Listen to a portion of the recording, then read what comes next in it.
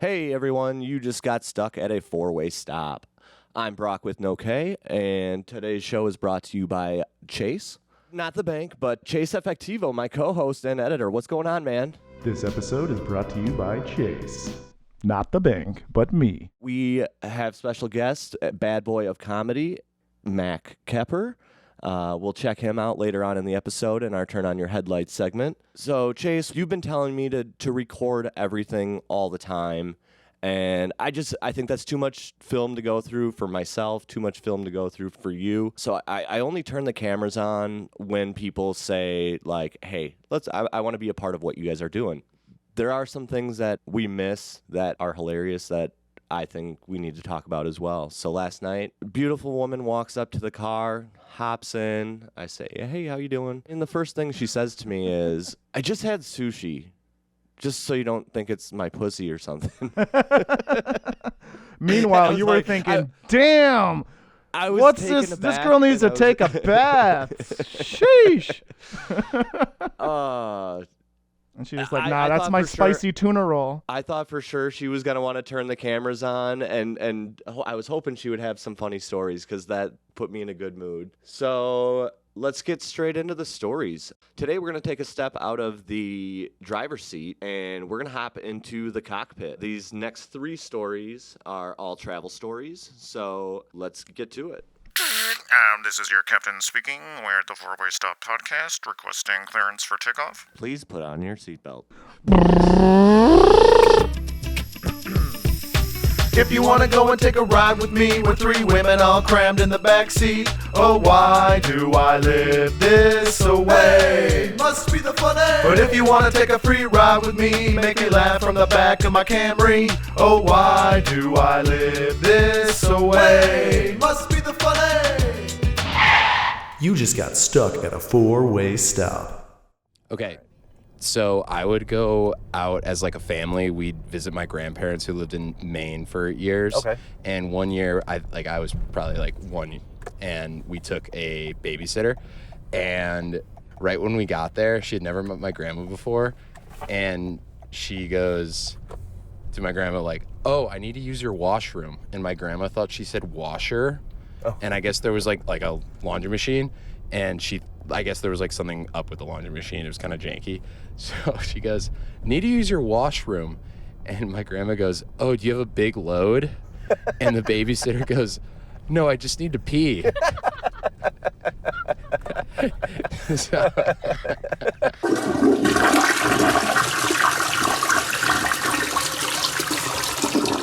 We got Jason in the back seat. Jason, you said you had some traveling nightmares. What went down? Yeah, so I was traveling to China to explore Beijing and Awesome. Xi'an. And when I arrived into Beijing after an 18-hour flight, I was told by the lady that was checking me in at customs that I could not enter the country because I was too tall.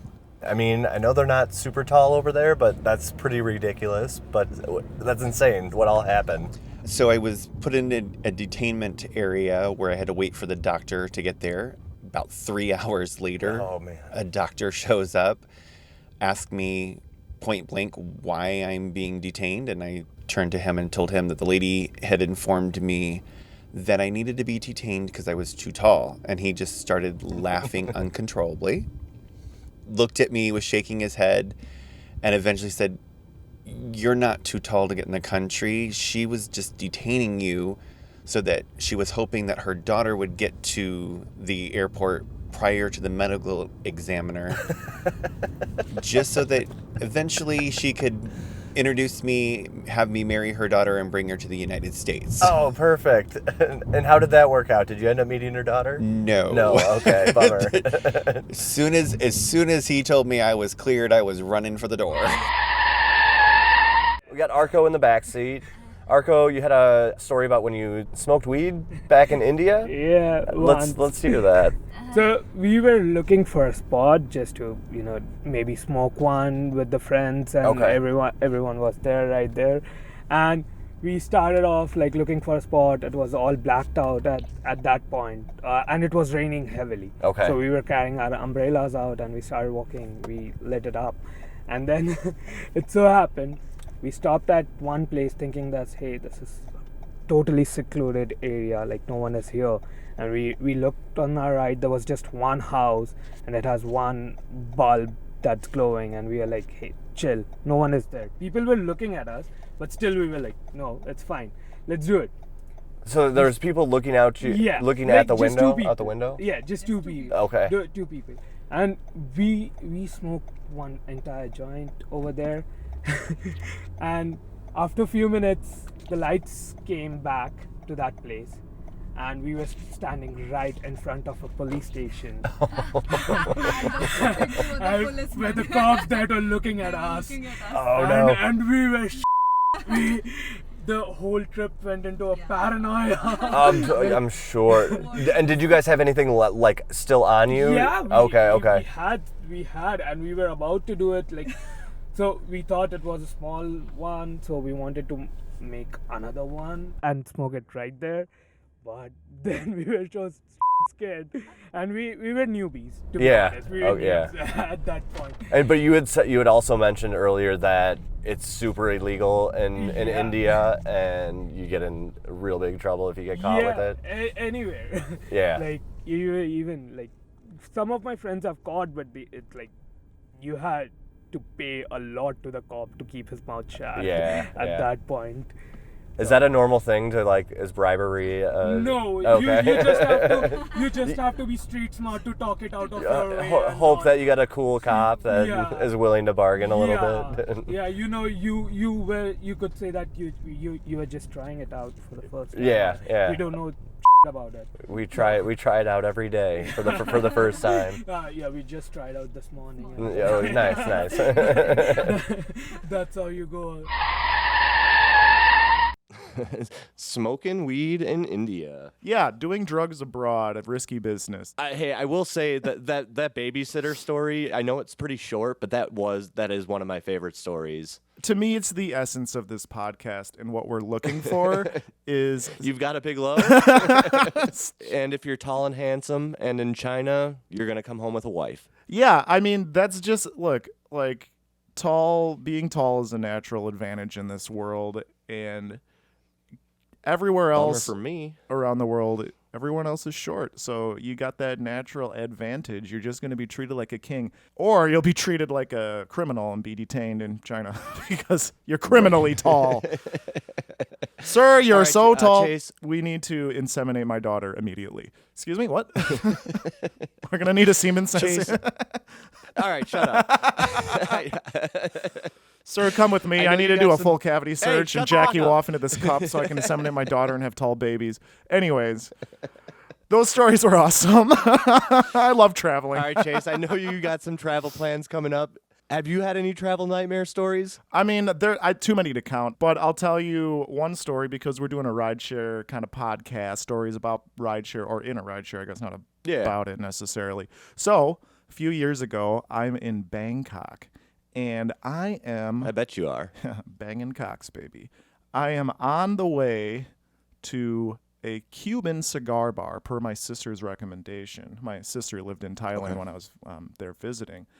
And so Was that the same one that you threw in the garbage? same one I threw in the garbage. Exactly. We're tight okay, now. It's cool. good. She's cool. You guys are still getting along. Yeah. She stopped crying. Yeah, she finally stopped crying. So she's like, yo, you got to go check out this Cuban cigar bar in Bangkok. And so I'm like, hell yeah, let's go. So one cool thing about taking rideshare in Thailand is they don't have like Ubers and Lyfts or whatever. They have their own special app, and it's called Grab.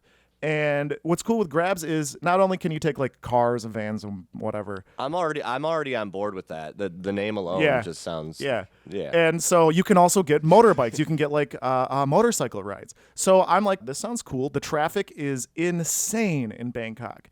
Insane. Terrible. It's worse than Los Angeles. And I live in Los Angeles, so I am a professional at dealing with traffic.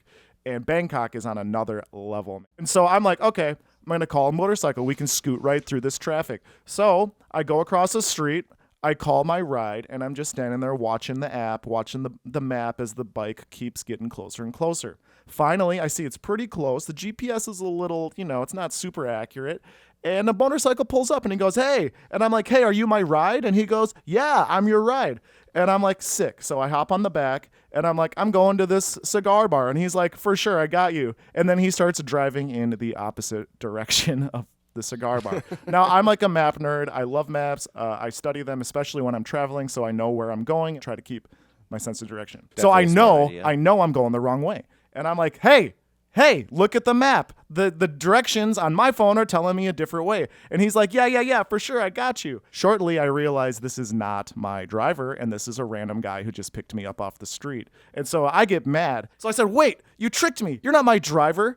Turn around. And he's like, no, we're going the right way. And I'm like, you don't understand where I'm going. You don't actually know my destination. I don't speak Thai. You don't speak English. This is a breakdown in communication. I'm fucked. I don't even know where the hell I'm going to go in Bangkok, where this dude is taking me. Definitely not the right place. So at the next red light, I hop off the bike and just start running away because I am not. Taxi drivers love it. I know. Taxi drivers love and it. he was so mad at me. He got out and chased me. And I was like, bro, you tricked me. I'm confused. And I ended up giving him like, I don't know, the equivalent of like $1 American for his trouble because he was so mad at me.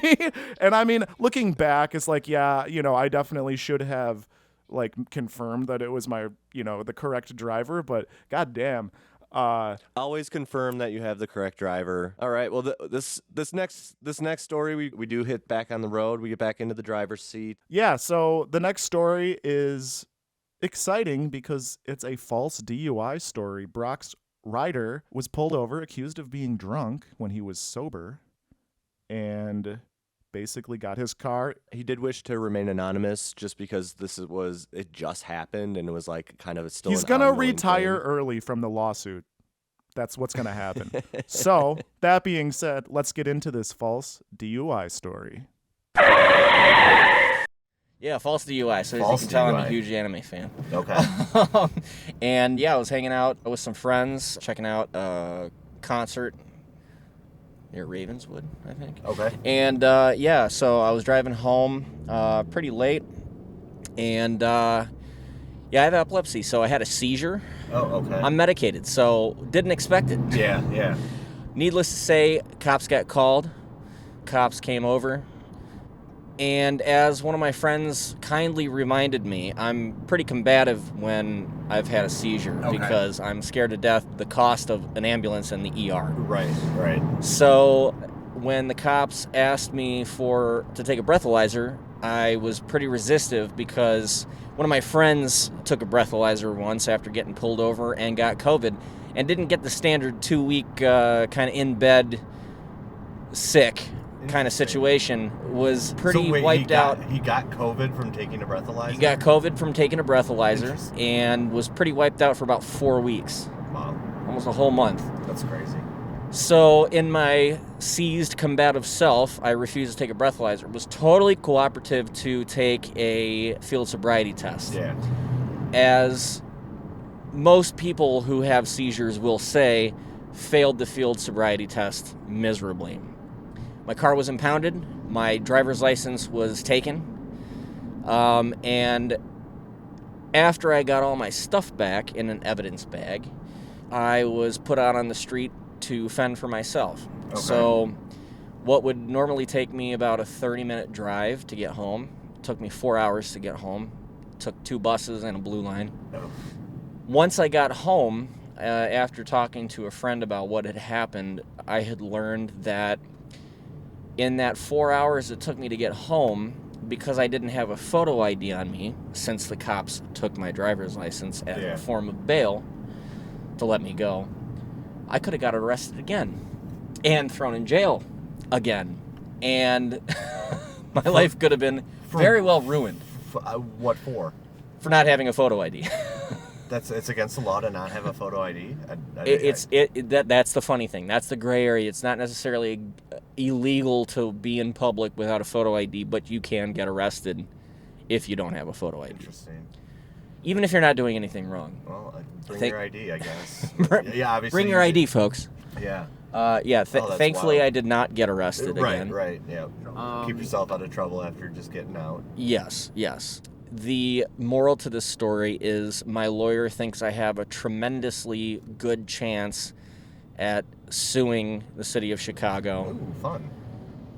Not only for lawyer costs, impound costs, and Uber costs to Right. live my life properly, go to Yeah. work and get groceries, things like that, or DoorDash, Uber Eats, groceries. Right. But also for punitive damages, which is,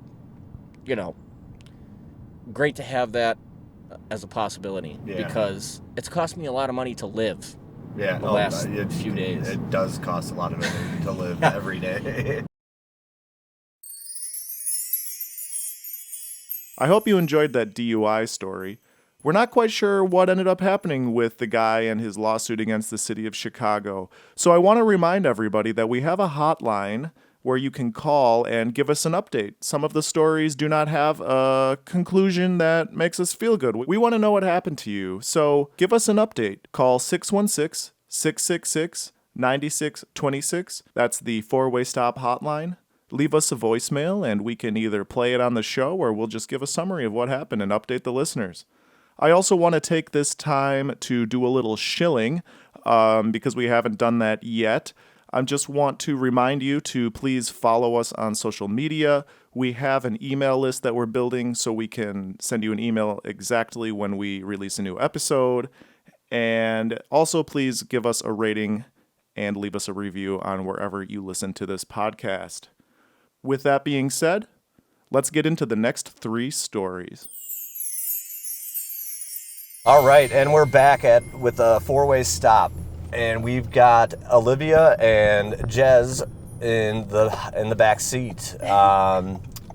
Jez, you said you had a funny sex story. I do. Let's hear what you got. Okay.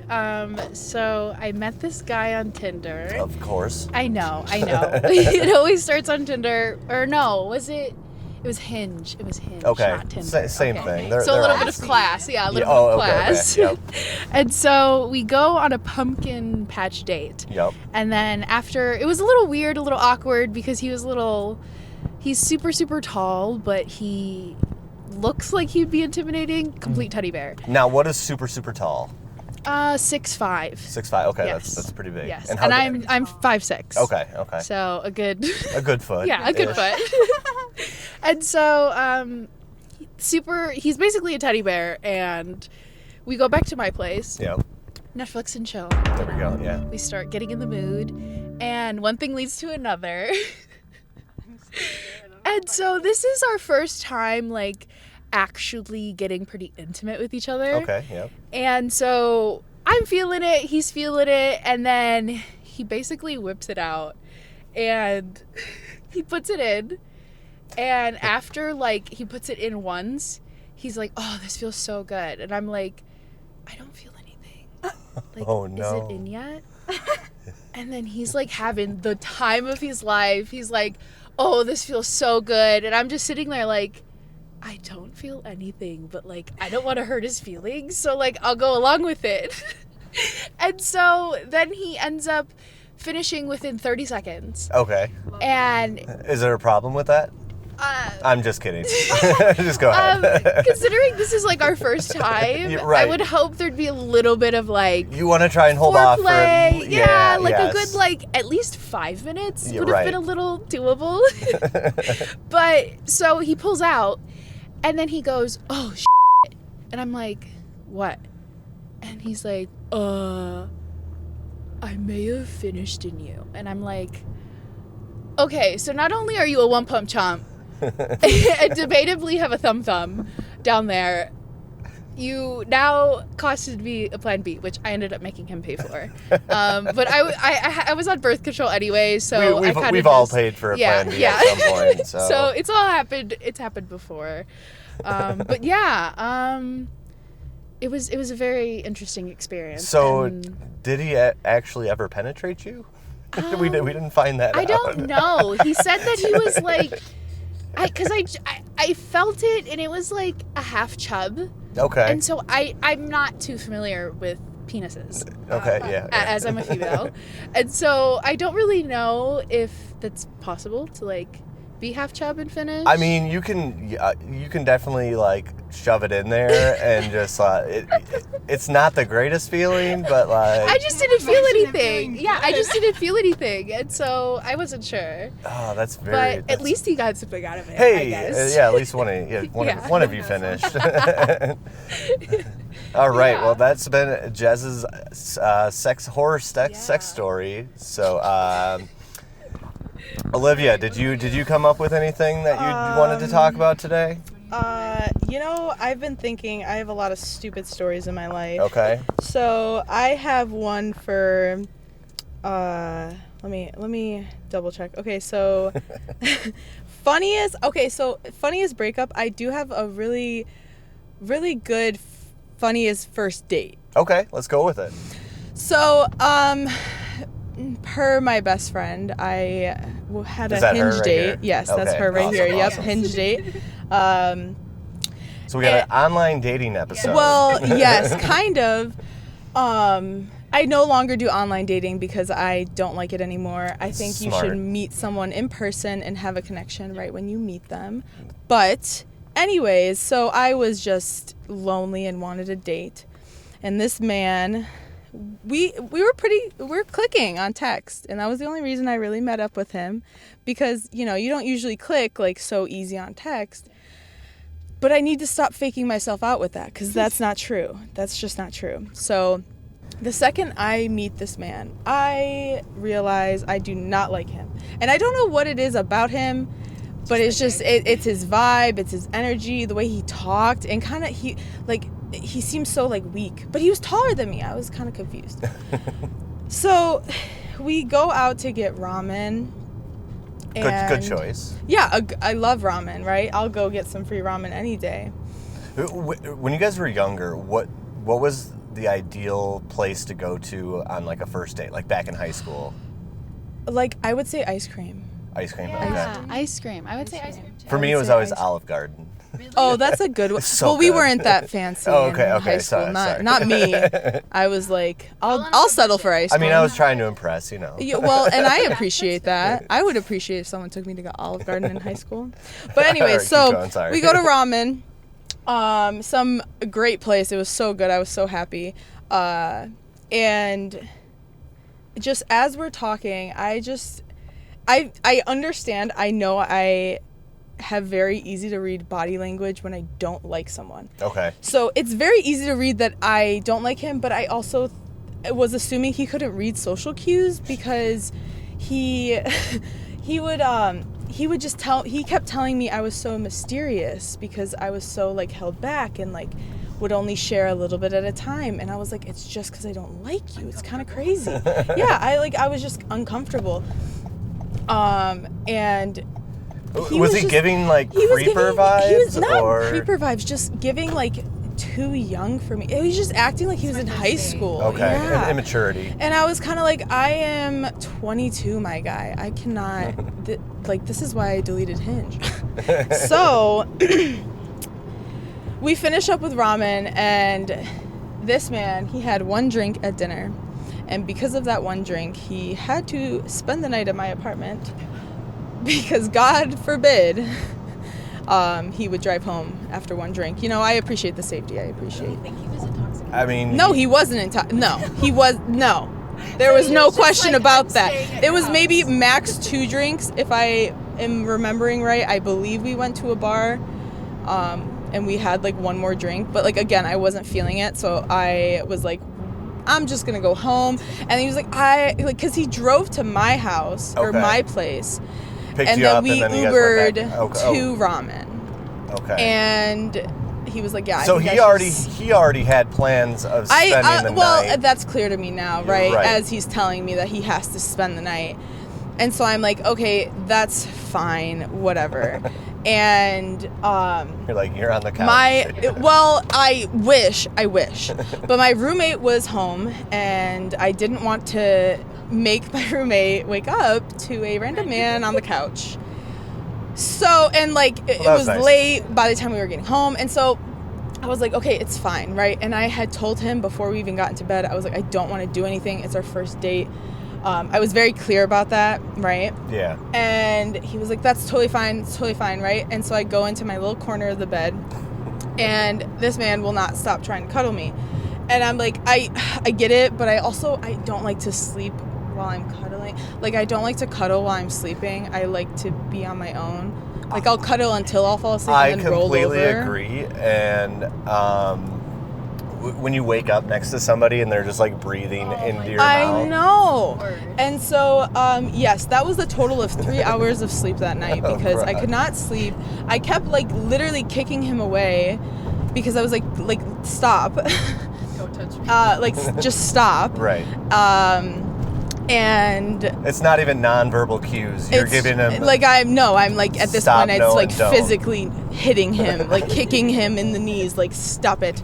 And so it rolls around to 6 a.m. and he got up and he's like, oh, I gotta go. And I was like, oh, great, amazing. I want you out of my place right now. And he leaves, but he left his like leftover ramen in my fridge. Oh, an excuse to come back. So he like texted me as he left, and I texted him. I said, you left your ramen here. And then a few hours later, I went to work. I stopped caring. A few hours later, I see my little message bubble is green. And I'm like, I'm pretty sure I'm blocked now, huh? Okay. Right? And so he had followed me on like everything. He added me on Snapchat. He followed me on Instagram.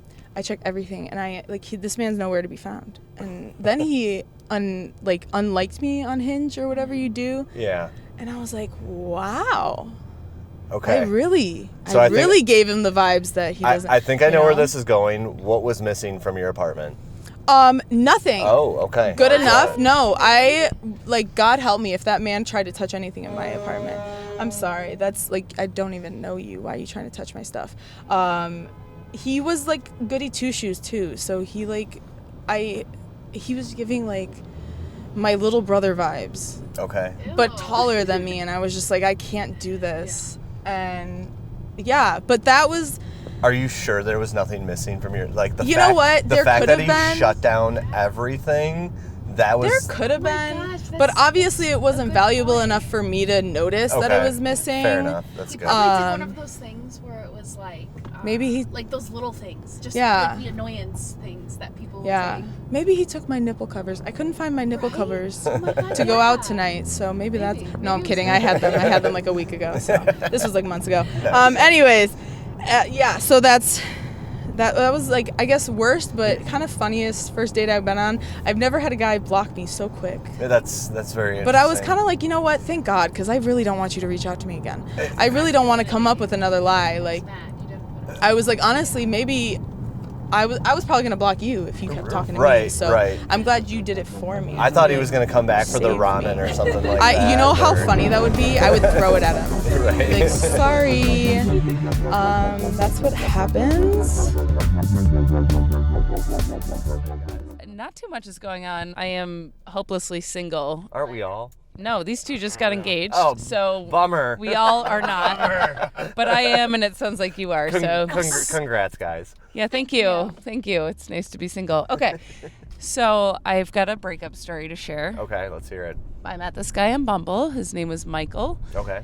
And we met up for tacos and drinks. The date lasted 4 hours. Funny thing about me is my phone is never charged. It's always dying. So I'm on this date with this guy that's lasting way too long, but it's going well. Phone dies. I go home. He goes home. Apparently he texts me that was really great. I would love to see you again. Phone's dead, so I don't respond for 9 hours. And he starts to panic. He sends me a few more texts. My phone is back on. I'm like, I don't know why you're panicking. Maybe that should have been my sign to walk away then. That's a red flag for sure. Yeah, but I dig in deep when I see a red flag. So we proceeded to date for 5 months, and he invites me on a trip to Mexico. He was going with a buddy, had a timeshare. He's like, hey, want to come? We'll have our own private area. Yeah, the whole timeshare was ours. His buddy was going to be at the one next door. Yeah, sounds great. This is going to be amazing. All things paid for. So we go, having a really good time. He apparently enjoyed seeing me in a bikini, and when I came out in a bikini for the first time, he goes, tits. And yeah, first time I was like, okay, immature. My grandpa's favorite saying is, "That's tits." Which... Sorry, go ahead. Keep going. Is your grandpa single? No, unfortunately. Oh, shoot. Okay. So he says tits. I'm like, yeah, that's funny. And then that kind of became his thing where I would just say, like, what are we having for dinner? And he would just say tits. Okay. So more red flags. I dig in deeper. Things are going great. That sounds a little shallow, but yeah. Keep going. At one point, me and his friend are having like a pretty serious convo. He had a parent who passed away. I had a loss in my immediate family. So we're having like a fairly deep convo, just connecting. Heart to heart, yeah. Yeah, he's in the pool drunk and he accuses us of flirting and hitting on each other. Continues to go really well. It was a really great vacation. So we come back and of course I still date him. We go on several more dates. We go out to breakfast and I'm thinking this is it. I'm going to break up with him. I'm about to break up with him, and as I'm starting the conversation, the server comes over and says, sorry to interrupt, but the people over there want to pay for your meal. Sure enough, it's a man that I've known since I was like 4 years old, and he comes over and sits down with us, and it's like, okay, can't break up now. Cool. So let's prolong this even further than 5 months because I'm young and getting younger. And so we say goodbye. We're still in a relationship. We're talking on the phone. He's heading to New York. Okay. And I am a teacher. I'm heading to mini class night where parents come in and they go through their kids' schedule from 7 to 9 p.m. Okay.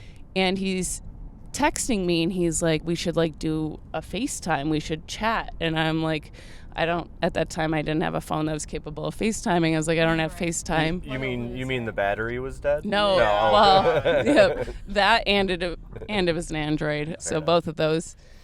And I'm like, yeah, for sure. Let's FaceTime.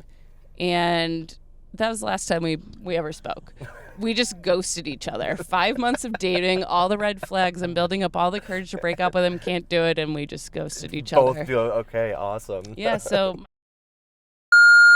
Sorry to say his last name. Yeah, we'll cut that. That's fine. Cool. Don't know where you are in the world. Hope you're doing well. We agreed to not cut that, right?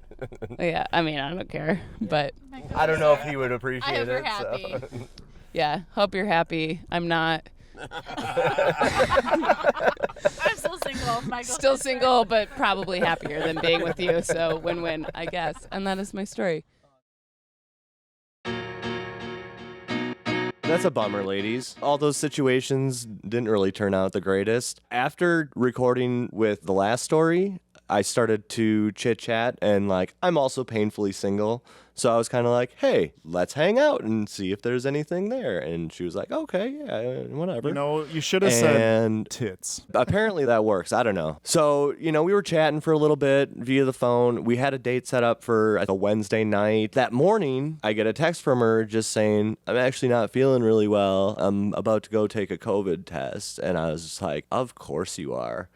You magically get COVID the morning that we're supposed to go out. So I was just like, all right, whatever. The last thing that I said to her, I just said, I hope you're feeling better. I do think it makes for comedy gold that if after your story gets played on the podcast, I go and tell how I asked you out and we chatted, blah, blah, blah, and that you magically got COVID on the day of our date, and then I never heard from her again. She just said, LOL, and I haven't heard from her since. I love COVID. The era of COVID because I miss COVID traffic. Yeah, I love it because you have an excuse to get out of anything you want. I know anything you want. I can't. Anything you want. I got COVID. I was next to somebody who was next to somebody who had COVID. Out of an abundance of caution, I am going to skip your child's birthday party. Yep.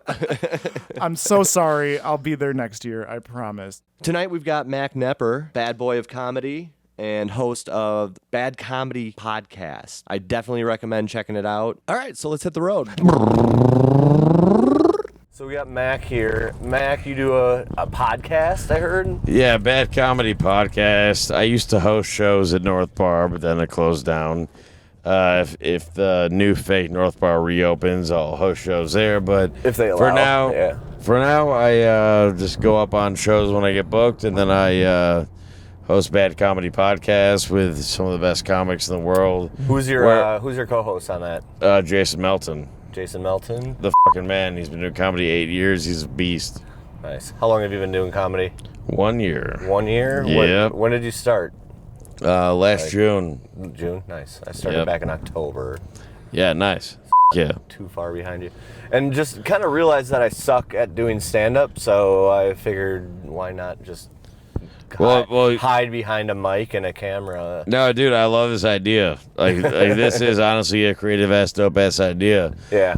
I just have a shitty-ass bad podcast, and I've listened to it. It's pretty bad. But it's also good because we have 35 paying members that we have a Patreon, and we have 35 people that pay to listen to it every month. Nice. What are the expenses, like nachos and shit? Taco Bell? No, none of that. It's Do you want to like, go get Taco Bell? We could. Nah. Okay.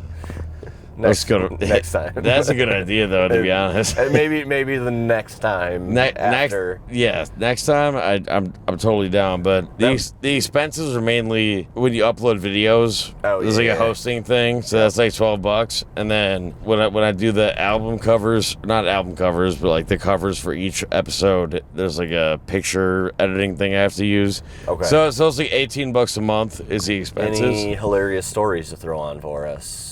From anything life. Do you want the prompt list? I have a lot of stories. Okay, yeah, that's great. And that's why I wanted to invite comedians on, because they're the best storytellers. So. Yeah, I mean, I'm not even a good storyteller. Me either. That's why. But I let everyone else tell. I guess I'll tell the first time I went to jail in college. Oh, okay, yeah. Yeah, so I have a story for that too, actually. Yeah. So I was trying to make friends, and I made some friends in my dorm, and then we ended up making friends with these other guys that were from the same hometown, but they were at the other dorm, like across the river. I was at University of Iowa. Okay. And we pre-gamed in our dorm, and then we went over there, and they were like, "You trying to get f***ed up?" And I was like, "Yeah, dude, I'm not a pussy. I'm always trying to get f***ed. I'm in college. I'm not a And they're like, "Yo, try this knockout shot." And what it was is, it was the dumbest thing ever. So it was like a normal shot glass. Okay. But it was twice as big. So it was like a freshman shot was like a third of a glass. And then like a normal shot was a half of the glass. Okay. And like the cool knockout shot was like a... You graduated. A triple shot, yeah. So I took 4 triple shots. And then I was leaving. I was like, I gotta go, guys, or else I'll die. And they were on the 4th floor. I walked through the fire exit and I fell down 4 floors. And upstairs? Yeah, upstairs. Oh, okay. Yeah, and we had a story that. Go ahead. And I fell asleep at the bottom of the stairs. I had a broken tooth, and I was injured. And they sent police and the ambulance. And they're like, "Yo, you should go to the hospital." And I was like, "I ain't going to the hospital." And the police were like, "Are you really gonna refuse medical treatment?" Like, you just fell down 4. And I was like, "F this shit, take me to jail, And they took me to jail. But at the end of the day, that was the best decision I ever made, because the hospital costs like $1,200. That cost me $200 to spend the night in jail, dude. Just sober up. It was literally the best financial decision I've ever fucking made in my whole life. So don't go to the hospital. Don't go to the hospital. Go to jail. If the cops and the ambulance are there, go to fucking jail, dude. That's your hard taxpayer dollars hard at work. They put me in my own cell too. It ruled, dude. I did push-ups. I rapped. Oh, you rap? I rapped. Oh man. No. In the cell by myself, I rapped. I don't normally rap. Oh, okay. I'm not gonna rap on the podcast. No. So, I'd rather kill myself on the podcast. Yeah, I mean, that's kind of good content. I just so- forgot to bring my gun. I got it here. I got my no. Yeah. You gotta stay strapped Shoot up me. for protection. I agree, dude. Yeah, so check out Bad Comedy Podcast. Bad Comedy. On all the stuff that hosts those things. Yeah, mostly Instagram, and then subscribe to Patreon, patreon.com/Bad Comedy, baby. Bad Comedy. I'm going to end on my best joke that I've ever written in my whole life. I'm pansexual. I f*** pans. I'm a deadpan pansexual. I actually had a friend named Peter back in middle school. He was pansexual too. We all called him Peter Pan.